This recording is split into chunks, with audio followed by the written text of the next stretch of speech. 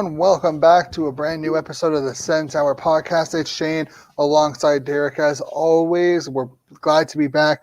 And as always, sponsored by DraftKings, your number one stop for your daily fantasy needs. Beautiful, great amount of chances, super easy. 6 players, all under the salary cap. Collect points, win. Lots of money and prizes. Crazy how well you can do in the daily fantasy pool. I know with COVID, it makes things a little bit difficult, but if you're a fantasy guy, you want to win some money, definitely head over there. Head on over to THPN for extra bonus on your first deposit. And yeah, enjoy the daily fantasy football or daily fantasy hockey. They also have basketball. You can do MMA and a lot of other sports. But man, last night's game, man, I don't even know where to begin on yesterday's game. It was 5-1.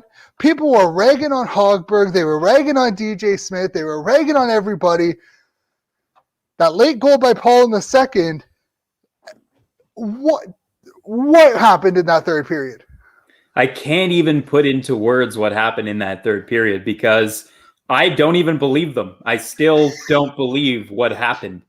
That is... Well, it's history for the Sens. They've never came back from a 4-goal deficit the way they did against the Toronto Maple Leafs. I think it was 9 seconds left in the second period, and the score was 5-1 Toronto. I mean, against the Leafs too? Come on. I mean, that's a storybook ending for the Ottawa Senators in that game. I don't care what the rest of the season looked like before this. That game alone made everything worth it. It was just so much fun to watch. What a blast I had watching that game. I screamed at the top of my lungs when Dadonov scored the OT winner. Yeah, what a crazy game. Yeah, and I saw the Paul goal, and I'm like, okay, we got one late in the second period. It's nice to get a shorthanded goal. You know, it's 5-2. I don't really know what to expect in the third period. And then Zub out of the penalty box, breakaway. Can you get any better of a first career NHL goal? Breakaway. Beautiful move by Zub on Anderson.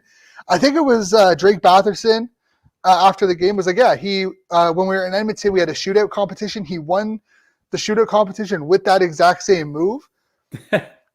We've both been high on Zub. How happy were you for the kid when he seeing that goal, seeing the excitement on his face?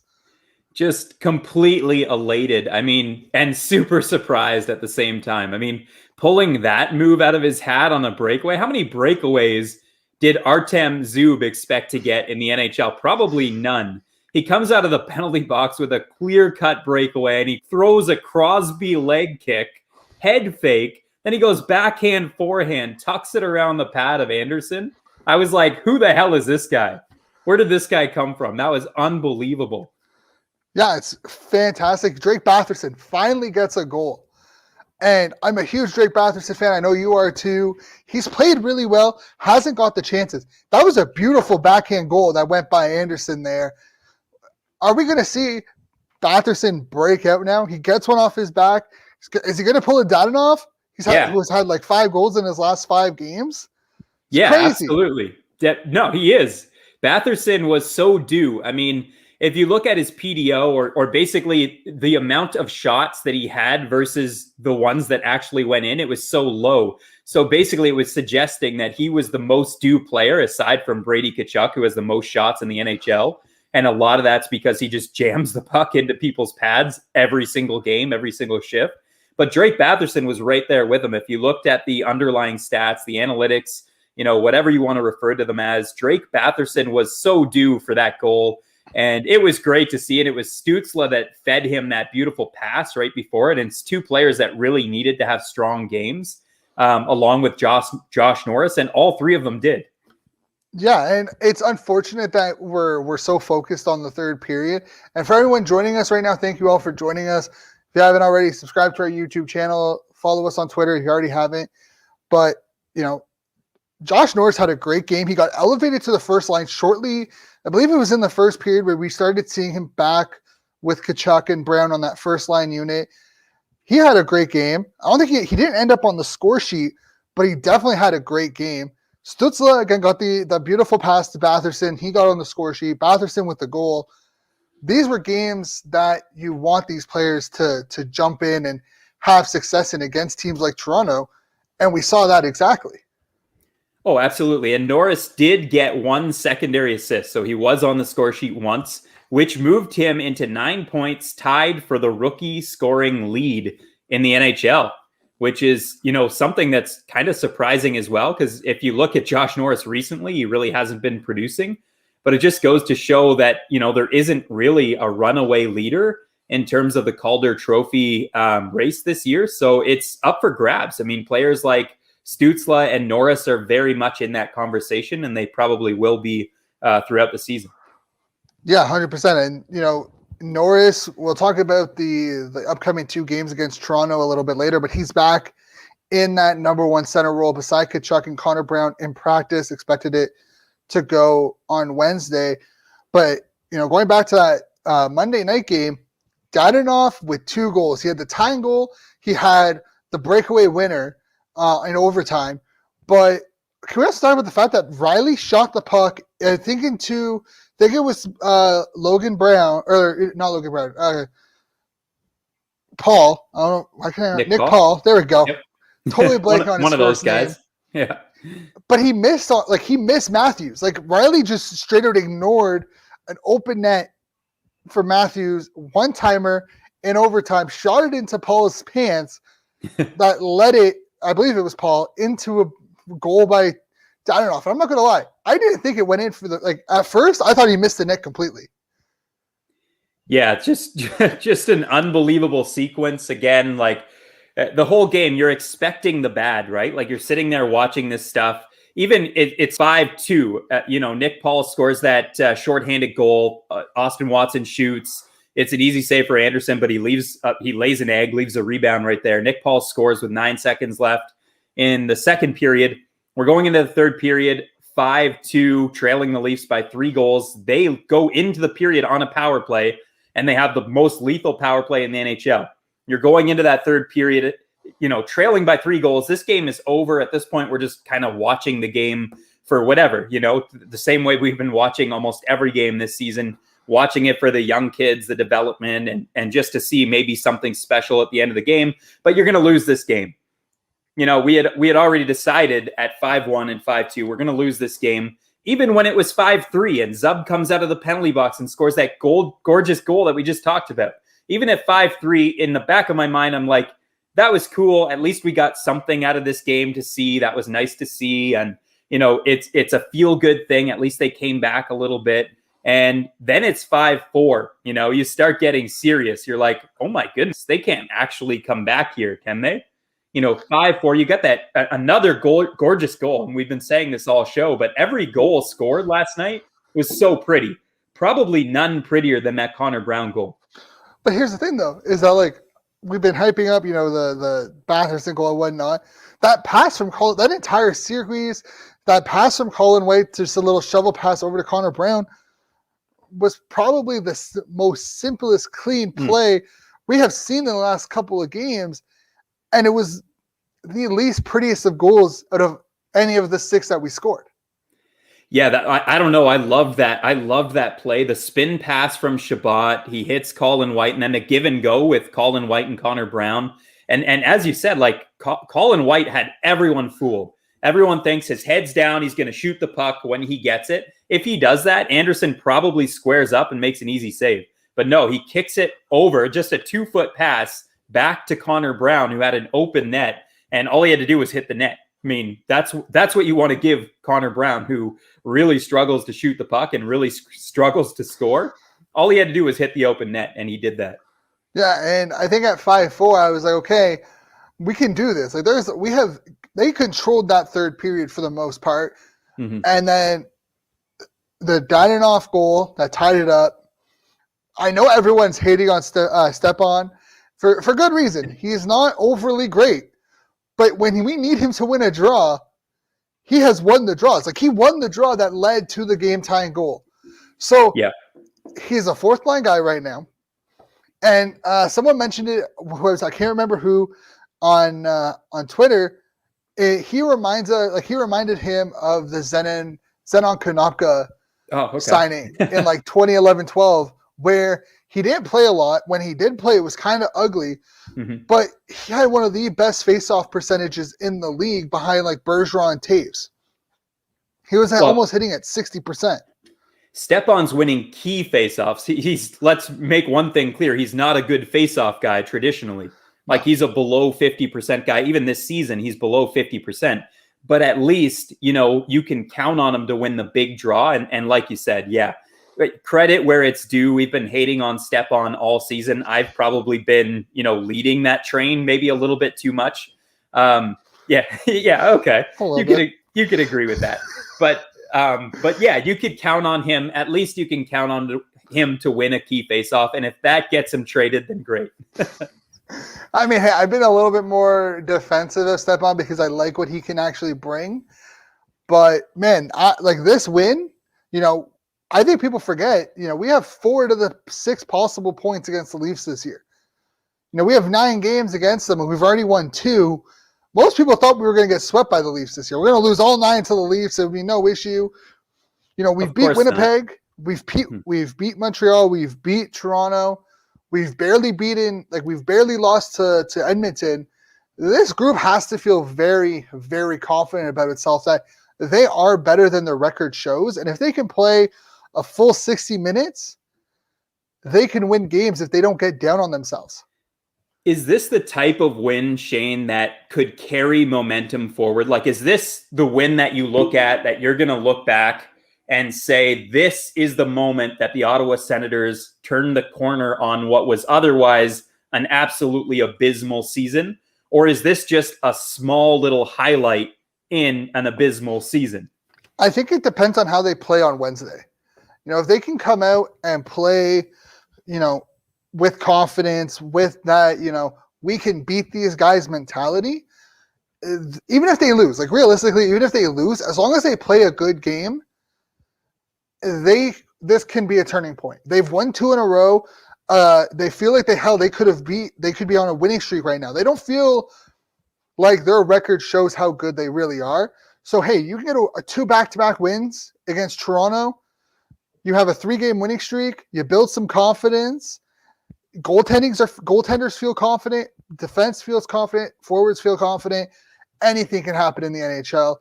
I think if they can use this game as a stepping stone, they have games against Montreal, Calgary outside of this week.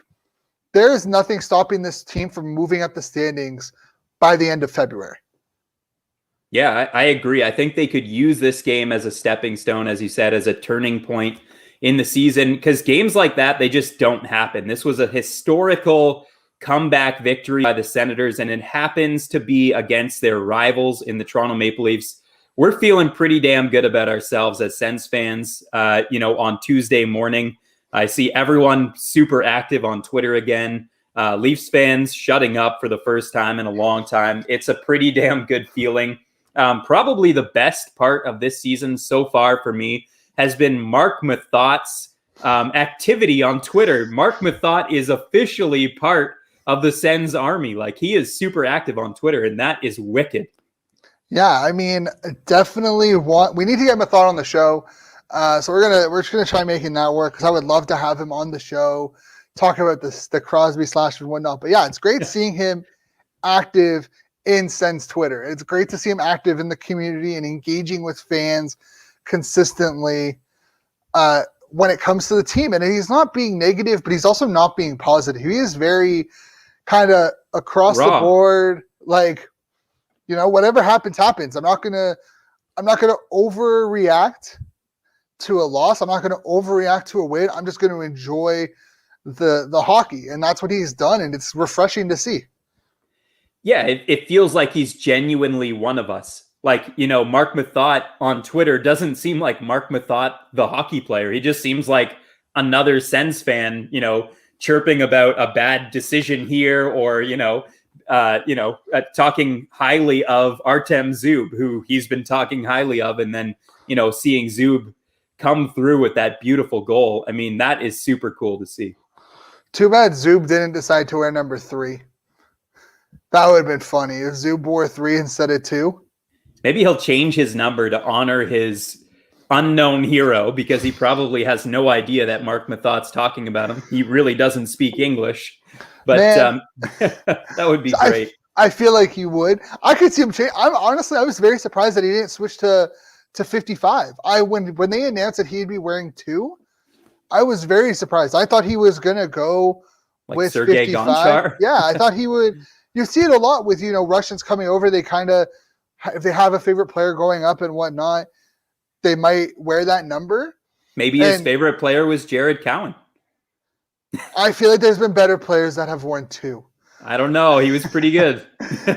See, here's the thing. My thing with Cowan is that he was treated the same as Cece, but with the injuries, right? Like, I think if Cowan stayed healthy, he didn't have that hip problem, and he was treated better because Cowan was part of that that group of prospects that never really developed properly. Cece, Lazar, Zibanejad's lumped in there, Pumple, Prince. Like, there's a good 6 or 7 guys that weren't treated greatly by the organization in terms of development wise.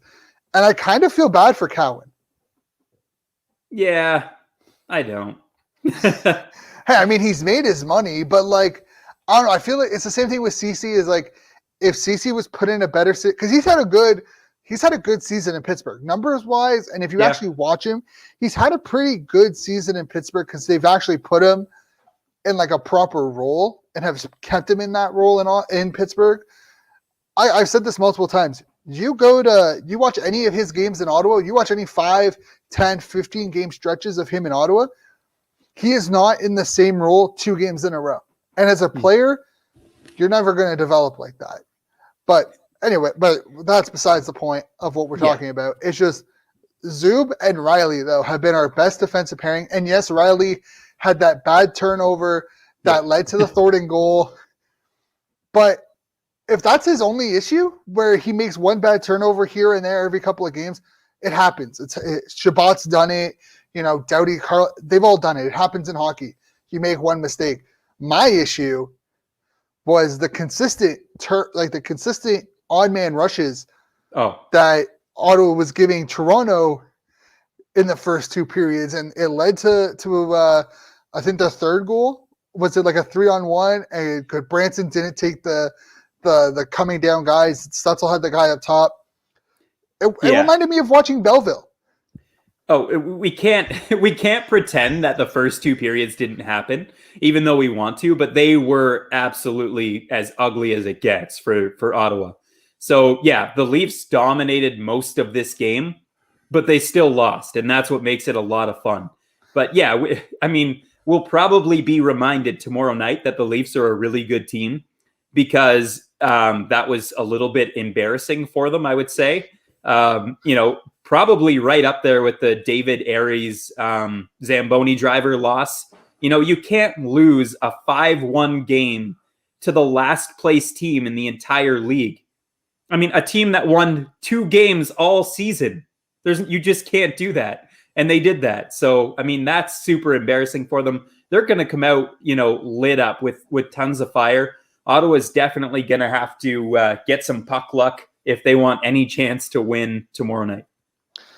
I don't think they need puck luck. I just think they need to continue to play the way they did in the third. Defensive break, their penalty kill was pretty good. Yes, they were 1 for 2, but overall, that against Toronto, that's not bad. Going 50% against Toronto, not the end of the world. But honestly, the defensive breakdowns that led, the Anisimov kind of half-assed defensive attempt on that 2-on-1, on that back check, you take that out. You take out the horrible defensive call by Goodbranson not taking the wide guy. And then you take away Mike Riley's turnover. Those are 3 direct goals.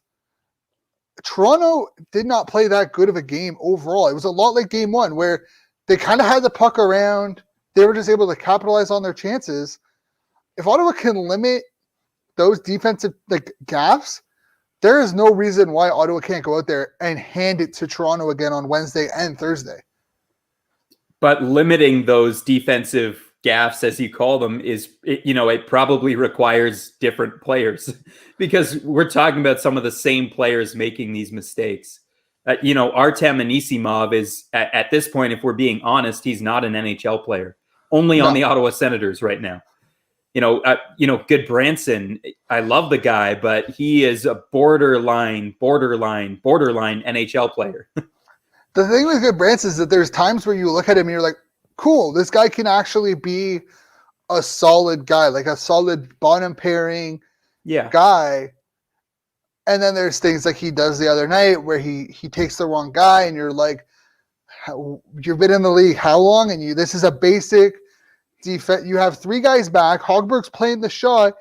You take the farthest guy to take away the pass. Like, it's things like that where you look at and you're like, what are you doing? But it's things that can be fixed, hopefully. It's things that, you can not necessarily work on, but you can work on the recovery. Turnovers are going to happen any game, right? It's not some magical thing that everyone just gets away from. Turnovers will happen. It's just a matter of how you handle those turnovers is how we need to deal with it. I think that's why you see teams like Ottawa divert to simplification of the game, right? Like if Ottawa truly wants to be a winning team and they want a chance to win every game, they probably have to play a very simple, very boring, I hate to say it, but like a Guy Boucher trap style 1-3-1 game. And they're probably gonna, if they win the game, it'll probably be 2-1. Like the game they won against Winnipeg. How many odd man rushes did they surrender to the Jets? Not very many. It was a very basic, very simple construct game. And if they play that style consistently, they probably have a way better chance to win, but it's a lot less fun. And if we're being honest, they're probably still not going to win 50% or, whatever you need to win to get in the playoffs. So, this season, I would much rather watch that 6-5, excitement fireworks show than watch a 2-1 snore fest that they probably lose anyway. Yeah, 100%. But one thing I've really enjoyed is the evolution of DJ Smith. We've been talking about, DJ Smith being fired. People want him fired after like 10 games. He has evolved, like his coaching style. You can see it on the way they play. Mm-hmm. There's confidence being built with him and the young players. Young players understand that, hey, if we want to be put in these situations, we need to show that we can handle them, produce at them, and be effective in those situations. He started, Norris, Stützle, and Shabbat in OT. Like, at the beginning of the year, you probably wouldn't have seen that. Well, you didn't see that. Actually, you've seen Stepan, Anisimov, who was it? On the ice for that second game? Yeah, the Winnipeg loss. Yeah, it was like Stepan. Third game. Yeah, I think it was like Stepan and Anisimov and Riley on. But he sent out those young guys. He is building trust with the young guys. The young guys are building trust with him. You saw them late in the game for that tying goal. And that's what you want as a coach. That's what you want as a fan. So maybe we should lay off DJ for a little bit, because you've started to see that transition from, okay, the veterans aren't producing, they're not playing the way we want them to the young guys are, and we're going to give them the minutes, and that's what they've done. I think Stützle had just under 20 minutes last game. Most minutes he's played to this point, yeah. DJ Smith, I've said it before even on Twitter, but he has come a long way from the start of the season. There's no question about that. He's starting to trust the young players. He probably had to see things through with these veteran players that his boss, Pierre Dorion, acquired in the offseason. So he had to try on some of those guys. It was a frustrating period of time. I'm not going to lie about that. There's still glimpses of frustration and stubbornness, but it's not Guy Boucher. It's not even close. It's the growth is coming rapidly for DJ Smith, and it's coming every game. Yeah, I think we need to remember that we had no preseason. So DJ Smith had to basically allow the veterans to play themselves out of the lineup. Because unfortunately in hockey and like any sport, veterans will always have a longer leash than rookies. It's just the way it goes because they have a track record, right? Especially if you are a guy like Stepan or Coburn or Paquette who has a track record of being good in specific roles. And those guys do. So you had to let them play themselves out of those roles. Coburn did it. Paquette did it. He got shipped off to Carolina. Stepan is now a third-line center. He's probably going to get traded at some point. You had to let these guys play themselves out of the lineup, which they've done. And now we've started to see more youth take control of that top six. And it's been fun to watch. It's been great. It's been a great experience. And I've loved the games watching these guys go. That second line, Dadonov, Paul, White. Oh, fantastic. that line is terrific. Like that line is actually like a really good possession line too. And you could tell. I mean, you don't even have to look at the analytics. You could just watch the game. And every time they're on the ice, they're in the attacking zone. And they could cycle the puck and they could win puck battles. Like they do everything right. Colin White, man, has he taken steps forward. I don't know how he was scratched. That's another perplexing thing. I don't know how he was scratched for Artem Anisimov. But at the same time, I do. We've had that talk before. We've, talked ourselves through that. It was the start of the year. You're trying guys on. You have to see, who's got what. And maybe he wasn't giving full effort in, some of the very limited practices that they had an opportunity to see. So I'm just glad he's never coming out of the lineup anymore. Yeah, and I think, Pierre Dorion and DJ Smith and him made it known that, hey, my biggest issue is consistency, shift to shift, game to game. They all wanted to see more consistent effort. And it's hard to really fault Pierre, like DJ, for sitting him, because if you watch his first couple of games and then you watch his last 5, that's a completely different kind of player.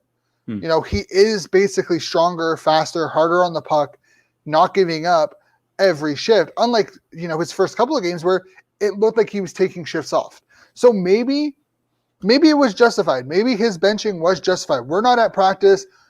None of Sens Media is at practice, so we have no idea what DJ's seeing that makes him sit for practice. But hey, whatever they talked about, whatever they worked with each other and worked through, hey, it's worked out fine. And I think both DJ Smith, Pierre Dorion, and Colin White are all happy with what's going on with him and how he's produced with those two. We don't even have Wally vision anymore. Like we don't even have Brent Wallace's iPhone at practice, so we can't see anything, even from a bird's eye view, thanks to TSN. Yeah, and it's been unfortunate, but again, like we're not in the building, so we can't. It's hard. Like, and this is why I have issues with people saying, "Oh, why are you benching him for him?" We're not at practice. We have no access to practice. The media has no access to road practices. They have very little access to home practices right now. So clearly there's something going on that DJ Smith doesn't like. And hey, right now I think DJ Smith is loving what he's seeing from the young guys like he should, and it's worked out well for us. Well, I mean, we were on the subject of guys being shipped out of town. What did you think of the Toronto Maple Leafs acquiring former Ottawa Senator, if you want to call him that, for a few games, Alex Galchenyuk, who will most likely play with Jason Spezza? Has he been? So my understanding is that he's still in the AHL. Obviously, I don't follow Leafs Twitter. I have no idea. I haven't seen anything about him being called up. But Carolina sent him down to Chicago, the AHL. Mm-hmm. So he's technically part of the Marlies system. I haven't seen anything about him being called up yet. He might have. Again, I don't check Leafs Twitter. I'm not a Leafs fan. If he's in the lineup, whatever. I have no issue.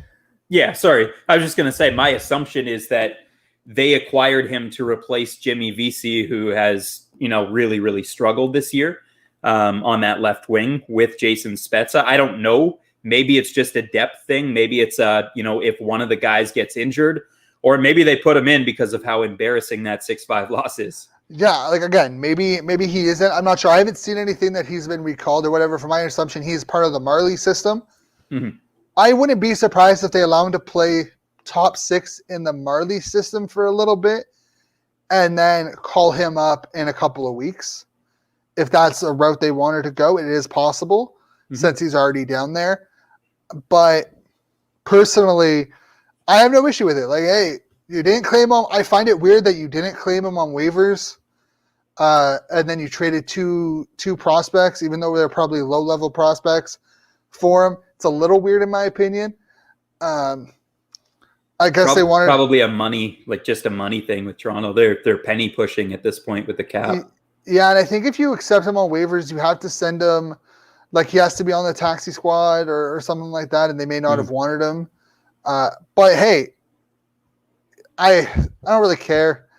It's unfortunate he didn't get a chance to play, get a real opportunity with DJ Smith. But like I said before, Galchenyuk was a guy they signed in case Timmy Stützle wasn't able to come to Ottawa this season, and he did, and he kind of became expendable.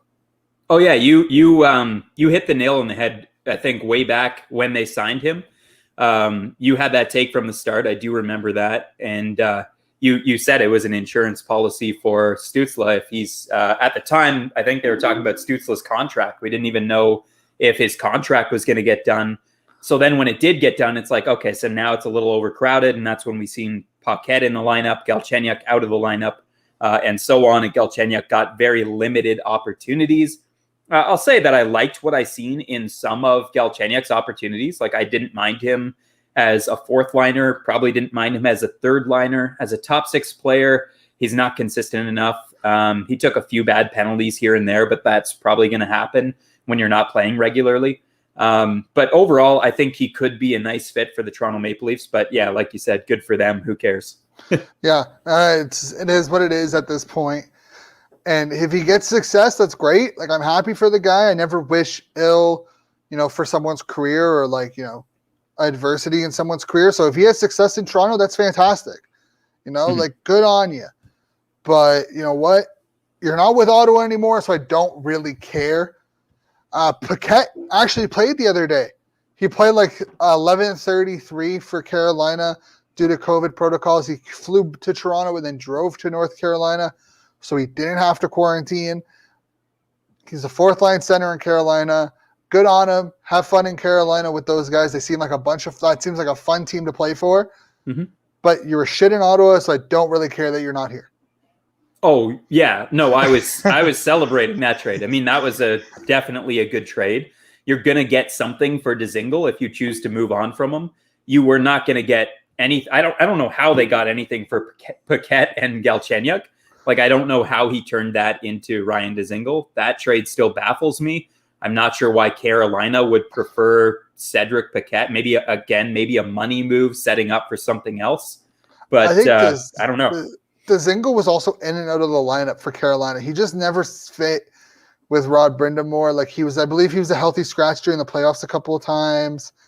He just was never a fit in Carolina under Brind'Amour. And hey, it happens. Some players just aren't fits for coaches, and it's not the end of the world. You move on. He'll have a chance to play in Ottawa, have legitimate opportunity, in my opinion. He's going to play in the second power play unit. So I'm interested to see what he's back. I think he was on TSN 1200 today. His quarantine ends on March 28th. Mm-hmm. He hopes to play, or February 28th, not March 28th. He hopes to play the Sunday against Calgary, but would not be surprised if he's later in the week to get him some more practice time. He's here with his wife, so that's good. He's not alone. So it's not a Derek Stepan, I want to trade situation because I can't be with my family. I don't see Dzingel just having a kid right now. So yeah, I would assume so. You never know. COVID times. Them COVID babies. Oh, they're going to hit hard. Oh, yeah. They're going to hit hard this year. Oh, no doubt. But we're going to take a quick break. When we're back, we're going to talk a little bit more of the two games, what we expect. Big news out of Ottawa today regarding some players. So we'll touch on that. Thank you all for joining us so far. Remember, subscribe to our YouTube channel. Follow us on Twitter. All that fun stuff. We'll be back after this short break.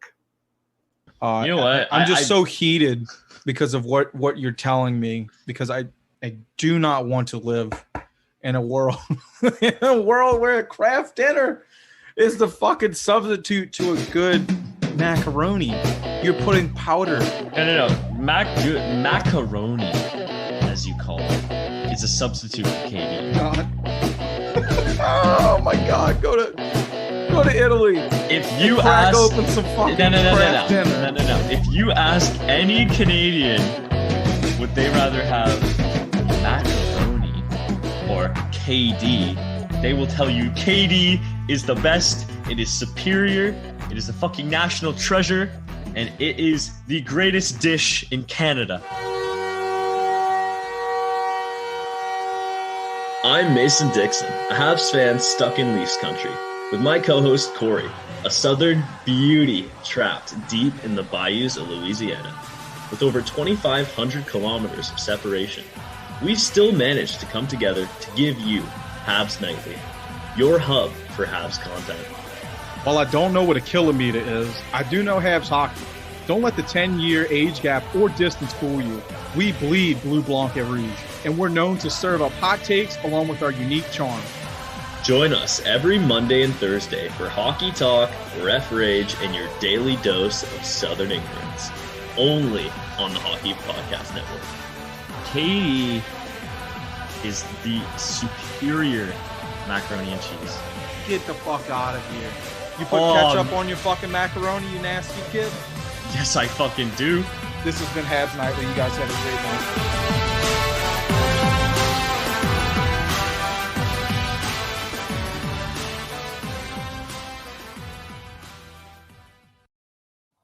And we are back. Thank you all for joining us so far. And if you didn't know, Belleville was in action tonight, facing Laval for the third time of a 4-game set. Philip Gustafsson, who was sent back to Laval, or sent back to Belleville earlier today or late last night, he made the start. Just got the notification, though. It is 1-0 Laval off a Jordan Wheel goal, cleaning up a rebound in front of the net. So again, another game for Ottawa for the B-Sens. Ridley Gregg is starting as the number 1 center. Logan Brown is out day-to-day with a minor injury, according to Kenny Walls. So that's something to change out. TSN 690 has the call. If for any of you who want to listen to that while you're watching us, that's totally fine. Oh, that's good. That's good news about Logan Brown, because I thought he was a healthy scratch for a second. I thought he was actually being called up. I thought my first thought was they were keeping him out of the game, and they were going to call him up tomorrow. I was thinking trade. Logan Brown. I mean, I was definitely thinking trade, but yeah, I mean, and then someone was like, Kenny Walls said that he was dated injury. So I'm like, oh, okay, cool. So I checked it. He's out day-to-day with, I think, an upper body injury. But they're down 1-0 to Laval. They lost their first 2 games badly. I think it was a 5-1 and 5-2 final, respectfully. So we'll talk. They have a game against Saturday as well, I believe. I believe it's Saturday. And then some unknown, right? Like after that, it's just up in the air and they don't know. They just got approval from the federal or the provincial government to host games. I think late last week we were talking about it. So they were saying that from what I've seen, we could see a revised schedule in the next couple of days for Belleville and Laval. They add some games near the end of the month, or Belleville and Toronto for some home games near the end of the month. The other is for the NHL. It doesn't affect the North Division because we've been COVID-free, thankfully. Some scares, but nothing serious. There was, I think, 30-some or 20-some games rescheduled, affecting 15 teams in the NHL today. They announced a bunch of schedule changes. No North Division changes once again? No North Division changes. All the American Division. We're getting closer and closer to playing for the North Division Cup. Like it's just going to be the North Division left and the whole NHL is just going to fold, except for the North Division. And then, the Senators will make the playoffs and probably win the Cup. Yeah. Daly is confident that the NHL will continue to have a full season. They have plans in place for makeup games. But another thing came out today. I don't know if you saw the article with the Coyotes on The Athletic, but it sounds like the Coyotes are in some hot water with ownership and issues. Money-wise and whatnot. There's reports that they'll default on bills, and then forcing companies to take less than what they're owed because they know that that's all they're going to get and whatnot. Ooh. And I feel bad for Coyote fans. Like, I know we rag on Coyote fans and whatnot, but the last couple of years, they've really started to show out. You've seen the growth in, the growth in hockey in Arizona. Austin Matthews has a lot to do with it, but a competitive Coyotes team has done a lot for that area. We have individuals for the network who say that Coyotes hockey has done so much for hockey in Arizona. It would be such a shame for that state to lose the Coyotes. I don't think they don't deserve the owners that they've had. They deserve better. Yeah, well, I mean, we could definitely relate to some of that. So I don't know if I feel bad for them, because I probably feel the same. So I don't know. Do we get to feel bad for people? We're the, fans of the Ottawa Senators. We're probably right there with them. Maybe not bailing out the boat as bad as they are right now. It sounds like they're in some really hot water, and we're just in lukewarm water. But that doesn't look or sound very good. I think as Sens fans, we're in a lot better situation because we are in a constant fear of, where are we going to play in 2 years? What arena are we going to be at? Are we going to be out in a different part of Ottawa, or are we going to be a different part of, because they're not playing in Phoenix. I don't even think they're playing in Scottsdale anymore. That's why they're called the Arizona Coyotes, because they don't play in Phoenix anymore. So at least Ottawa, we don't have to worry about that. We know we're playing in Canada, but as much as we hate Melnyk, we don't have this constant threat, constant possibility of being relocated. I don't see Ottawa being relocated outside of going to LeBrennan Flats. That's the only relocation Ottawa is going to have. Which is a positive relocation. Yes, 100%. But we don't have to worry about, Florida fans and Arizona fans. They have the possibility of relocation every single year. Every time there's an attendance issue, it's like, move them to Quebec City, move them to Seattle, move them to Houston. And it must be tiring for a fan base to hear that every year for the last 20 years. Oh, absolutely. That gets so annoying. And I've heard the same thing so many times from people that are less aware out here. Where I live near Leaf Country. So just, to give the listeners an idea. And many, many, many times people say, the Ottawa Senators are just going to become the Quebec Nordiques. And then you have Quebec people saying, we're going to take over the Ottawa Senators. So that gets super annoying. So I could totally relate to the Coyotes fan, except it's kind of becoming a reality for them. And that's the scary part. I really want the Phoenix Suns ownership group. I don't know who they are. I haven't looked into it, but I would love to see them buy the Coyotes and just have them playing at the same arena, and then have that be it for any kind of arena situation. Play out in the same arena. That's it. That's all. You don't have to worry about it. Get it over with. I know there's talk of the Sharks relocating now because of Google and whatnot causing problems for their arena. It's a whole mess over there out of the SAP Center. But honestly, it's good to be a Sens fan, because as much as Melnyk causes problems, he hasn't done anything negative really in the last 12 to 16 months. Shh! Don't say anything, Shane. You're gonna knock on wood. Yeah, knock on wood. Don't say anything. We don't want to jinx that. I guess it's, one way to look at it is looking at the teams that are in really, really hot water and thinking that, we're not in as hot water. So good for Melnyk, I guess. I guess that's a positive because it's not a negative. Hey, I understand why people hate Melnyk. Don't get me wrong.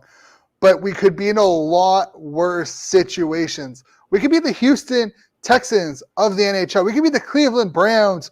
There are so many worse franchises that Ottawa could be and have worse owners that Melnyk is he's bad, but he's not bad teacher in high school where you're yeah. I really don't like you, but it could be I could have this teacher, and this teacher is a whole lot worse, and I feel bad for people who are in their class. That's Melnyk. Melnyk is that bad teacher no one likes. Everyone wants them gone, but they're okay with him because he's not as bad as, teacher B or teacher C. Yeah, I actually, like, in reality, I totally understand and agree with what you're saying. Like, Melnyk is bad from a PR standpoint, and because of that, it gets put under a microscope way too much, and there's way more there, or people think there's way more there than there actually is. So that's when you start hearing like relocation talks and all that stuff when it comes to Ottawa. But it really doesn't pertain to Ottawa the same way that it does to Arizona, that it does to San Jose. Like, that's a real threat. Whereas Melnyk, it's just a media thing. It's a media-driven thing because every time he gets near a microphone, it's like you cringe and you want to block your ears and you're like, please don't say something stupid. Please don't say, oh, he said something stupid. Hey, like we said, he is always welcome on our show. We would gladly have him on our show. I tried a few times. Yeah, same. Anytime he posts anything on his Twitter, I am like, yo, Melnyk, come on the show. Please come on the show. We're not here to make a fool out of you. We actually want to talk Sens hockey and the rebuild and give you a chance to make amends with the fan base. Please come on our show. But with all that, we have the game 2 and 3 Wednesday, Thursday. So if you're listening to this on Spotify, whatever, we did record this on Tuesday. So don't get mad that we're not talking about the Wednesday game. We'll talk about that next episode. But Murray is expected back, either playing Wednesday or Thursday. TJ Smith confirmed it after practice. And our boy, Erik Brännström, is going to be back in the lineup for Christian Wolanin, who had a bad game on Monday, on Wednesday, playing with Goodbranson. Yep. Ooh, I basically said that last time we recorded that you're not going to see Riley come out because he's playing too well. Erik Goodbranson plays the other side, and the Sens are reluctant to put Brännström on the right side, and they probably don't want Goodbranson coming out of the lineup because he is a defensive presence as much as it kind of drives us crazy. He doesn't give you the same sort of puck movement or the same sort of offensive abilities. So maybe eventually we'll see both Christian Wolanin and Erik Brännström play together. But for now, it'll probably be one or the other, and you might see the odd game. If Mike Riley has a bad game, he might come out and the other player will come in, and it'll probably be a bit of a revolving door until there's another move that's made. But yeah, I'm excited to see Brännström come back in. I was kind of surprised. I was not expecting Brännström back on Wednesday. I definitely thought he'd be coming in on Thursday. I didn't realize his IR stint was over. I didn't even hear that he got taken off IR. I just saw him pop up on the lines, and I'm like, oh, he's in on the third pairing. I guess he's coming back into the lineup. Are you scared at all by DJ Smith's comments in relation to Erik Brännström, basically saying that this is your one game to prove it, and if you play really well against the top players of Toronto coming back from an injury, then you're an NHL player for the rest of the season. So it's like no pressure, but there's like a ton of pressure on this game. And if you screw up, you're probably coming out of the lineup. And if you don't screw up, you're in. I don't think so. I think it's honestly, I think it's reassuring. You're basically telling them, hey, go out there, have a good game. And I mean, obviously, I would assume that they've had this conversation privately with each other and the expectations are laid out there. Mm-hmm. And he's not going to make those expectations known because most coaches don't. And at least I'd hope they've had this conversation privately. But as a player, if you're being told, hey, go out there, have a really good game, you're in. You're not going to be taken out like you've made the roster for the year. Yeah. But if you have a bad game coming off injury, we might send you down to allow you to build up after the injury. I think it's more reassuring than worrisome because like, hey, okay, if I go out and play my game and I have a good game, I'm here. I don't have to worry about being sent down, especially if he's like, hey, have a good game. You're here. You're proving. Because realistically, most NHLers don't get these conditioning stints in the AHL when they're injured, right? Stamkos, Crosby, they're straight into the lineup after being hurt, and they're productive right after. Mm-hmm. So I think DJ Smith telling him, like, hey, like, come in, have a good game after an injury, you're a real NHLer. That's not necessarily wrong either because real NHLers don't get these conditioning stints unless it's a serious injury. He was out for 7 days. Yeah, it was definitely minor.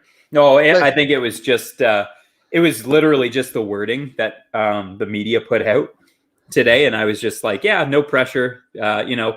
Just play the best you've ever played, and you're an NHL player for the rest of the year. And if you don't, well, you can go to Belleville and help them. Yeah, I mean, I don't think it's like the best you've ever played, but I think it's definitely like if you can show us what we saw before the injury, you're good.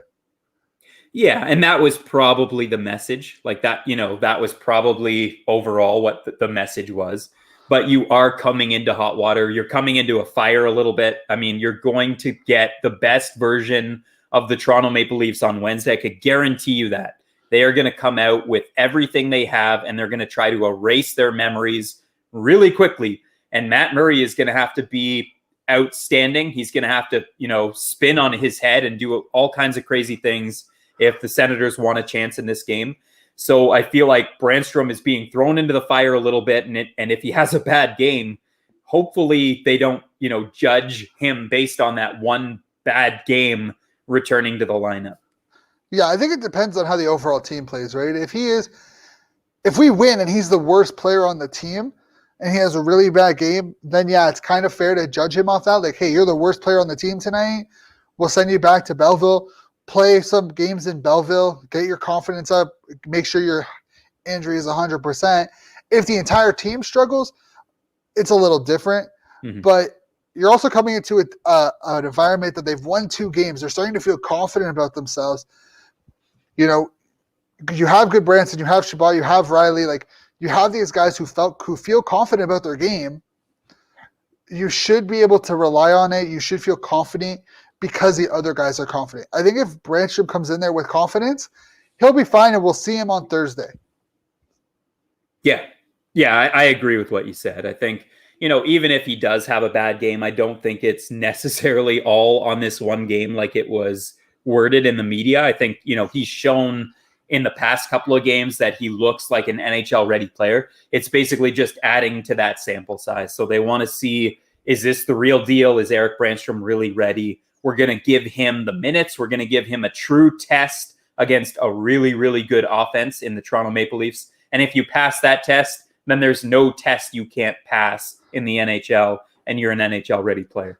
And I also think it comes back to, I think after the the Saturday game against Winnipeg, DJ Smith said that he doesn't want players sitting anymore. He doesn't want a roster sitting at 23 man. He does not want 2-3 players sitting every game. Brännström is basically like, okay, you have to beat out Wolanin because it's either you and Wolanin, mm-hmm. and you're the only one eligible to be sent down to Belleville. You're not going to throw Wolanin on. You'll throw Josh Brown on taxi squad and send him down. Like, you'll put him on waivers, send him down to the taxi squad, no issue. But you're not going to send Wolanin down on the taxi squad because someone's going to pick him up. Yeah. So you're going to either force Wolanin back into the lineup, basically, okay, you show us that you deserve to be here, or we're going to send you down to Belleville where you can consistently play until there's a proper opening for you here. And unfortunately, that's kind of where they're at. It's the same, like, you traded 2 players for 1 player. You've opened up that roster spot once the Zingo's ready. Mm-hmm. You drop an Isimov out. So you're only sitting at 1-1. I mean, obviously, what's the difference between having 2-1? I don't know.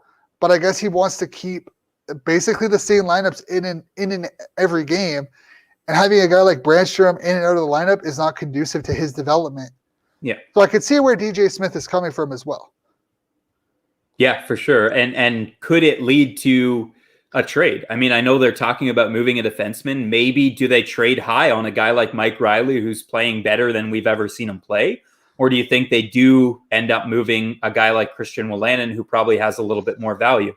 I think it's Wolanin. I don't think you can split up that pairing of Riley and Zub. Like, I think that pairing has turned into your best pairing. Wolanin probably has more value because he's under team control at the end of the year. You don't necessarily need to protect him at the end of the year. So you could see Wolanin moved. It's just a matter of who do we bring back? Like, if we were to trade for Wolanin, what kind of deal are you looking for? Is it just picks? Futures. Yeah, I would think it's futures or picks because of the roster spot. I mean, if you bring someone else in, then you created the same issue that you had before he's moved out. So, I mean, ideally you move him out for futures or, like a second, maybe a second or third round draft pick. Yeah, I mean, or a prospect to help Belleville. A guy actually, that's probably the route they would take right now, especially with Belleville really struggling out of the gate. Yeah, and there's talk that Ridley Gregg could be headed back to Brandon. Yep. Sometime this week, once that gets confirmed. So I don't know. I think Wolanin right now, unfortunately, is the odd man out with the way Riley and Zub have been playing together. If they continue that stretch, then unfortunately, like, we could be looking at a top, like, with Riley back next year. With Riley and Zub back next year as your second pairing or something like that. Like, that's a very big possibility. The way he's playing, if he can play this way consistently, then I would have no problem with Riley coming back next year whatsoever. And it buys you that extra year for Jake Sanderson, who's probably going to need, one more year of development in University of North Dakota. So, that would be all right with me. The Wolanin thing, it's a little bit risky. I mean, you're moving out a player who a lot of people think have a high ceiling, although he's not young anymore. Like, he's 25 years old. He's had an opportunity to prove himself. Unfortunately, he's had some severe injuries that have cost him probably his breakout season. I really thought 2018-19 was Wolanin's opportunity to break out, and I thought he was going to break out the following year. Sorry, so last season after 2018-19, where he looked really good at the end of the season. I thought Christian Wolanin was a top 4 defenseman, and I thought it was a shoe-in. And unfortunately, it just hasn't panned out that way. Yeah, and you know what? That's unfortunate in pro sports. And he doesn't seem to fit DJ's system. It is the way it is. It's unfortunate, but that's pro hockey. And if there's a team that wants him, and we can maybe get a draft pick or another prospect in return for him, I'm totally fine with it. I don't know what kind of value Wolanin really has at this point. Yeah, he's still unproven, unfortunately, at this age. Defensively, he's not been good. Offensively, he has glimpses where he looks like Christian Wolanin, but he also doesn't look like this. He has the same potency of offense that it looked like he was going to have. And that could just be some reservations. When you have a major injury like that, just that the mental aspect of the game probably weighs on you huge, right? Like, you don't want to maybe make that extra commitment into the corner. You don't want to go into these areas that you might have to go into. You don't want to cut towards the middle of the ice because you could potentially be injured and out for a whole year like you were before. So it could be that mental reservations, and maybe a move will actually help his game. Yeah, and it could also be the fact he doesn't want to – he's so focused on playing better defense that he's being conservative offensively. He doesn't want to make a mistake offensively that leads to bad – being benched. Yeah, and unfortunately that's not necessarily his fault, but when you're a third-pairing guy battling for a situation and you do it consistently, like, once in a while it happens. Like, it happens to every player. But if you don't want to get on that trend of making the wrong decision. So I think he's maybe thinking too much. He's a little in his head. I would not be surprised to see a trade if Brännström makes it within the next 2 weeks. Definitely before the deadline in April. But I would not be surprised if we see a trade involving Wolanin for a prospect within the next couple of weeks. I agree with you there. I think he really probably is the odd man out at this point. Yeah, it's unfortunate because we were really high on Wolanin prior to the season. A lot of people were. Some people are still really high on Wolanin. Maybe we'll get a chance to see what he can do in the next little while. But as for the next game here on Wednesday night, he's coming out of the lineup. So he won't have an opportunity on Wednesday. Yeah, and it's unfortunate, but hey, it is what it is, and there's not much we can do about it. But before we wrap up, we just hit the hour mark. During this episode, and we started this episode relatively close to it, but during this episode, we actually hit 800 subscribers on Twitter. And this is huge. At the beginning of at the end of season 1, we were sitting at around 400 to 500, which is still really good for a year. Like in a year, that's still really relatively good for a new podcast. Within the last 3-4 months, we've went from like 400 to 800 subscribers. Like, that's fantastic. And I thank all you guys for it. You know, this has been so much fun doing. So just a quick shout out to everyone listening, all the fans of the show, everyone supporting us. Thank you for subscribing. Hopefully, you know, our next goal is obviously 1,000. If we can hit 1,000 by the end of the season, I'll be more than ecstatic. Maybe we'll run a giveaway. Maybe if we hit 1,000 subscribers by the end of the season, we'll do something. That's something we'll have to discuss. Maybe I'll give you my glasses because they're like super fogged up and I can't really see out of them right now. They're kind of scratched up. Maybe we'll give my glasses away. We'll see. Yeah, maybe. We'll discuss it. But no, this has been a great run, guys. Obviously, you can find us on Spotify. We have our megaphone link on our Twitter page. It gives you the link to everything. Subscribe to our YouTube. That's also the next goal. Expanding our YouTube page. We're going to start, like, I know Derek is very busy. We both have kids. He also works a ridiculous amount of hours. So do I. We're looking. Maybe if anyone's interested on coming on and maybe doing YouTube stuff for us, that'd be great. That's up to them. But if you guys want, follow us on YouTube. That'd be fantastic. But before we wrap up, just a last quick thing to talk about, and that is the way the Sens have handled veteran players, and have been, from my understanding, from everything I've seen, have been relatively straightforward with a lot of these veterans. We had Balker last year, who they were straight up honest with. He sat for most of the year. They let him go to sign over in Europe. The common theme is Ottawa isn't a place where players want to play. Mm-hmm. How much do you believe in that? Well, I mean, we just signed Evgeny Dadonov. I mean, I don't know how many teams were in on Dadonov, but it was rumored that there was at least 5 teams in on Evgeny Dadonov, and he chose to play in Ottawa. I think it could be true for some players, and it's true, and it's not true for other players. I think it has to be an individual basis. You know, it's no secret that Eugene Melnyk is the manager. We talked about it. It is the owner, and we talked about it earlier. And there's some people that won't play for Eugene Melnyk potentially in the NHL, and there's some people that really don't care, and they look at, you know, the team and the culture within the team that they have. And DJ Smith, from all accounts, is a coach that players like to play for, that we've heard, you know, consistently throughout hockey. Really, many people like playing for DJ Smith. You know, they have some very likable up and coming players. I think there's marketability around that.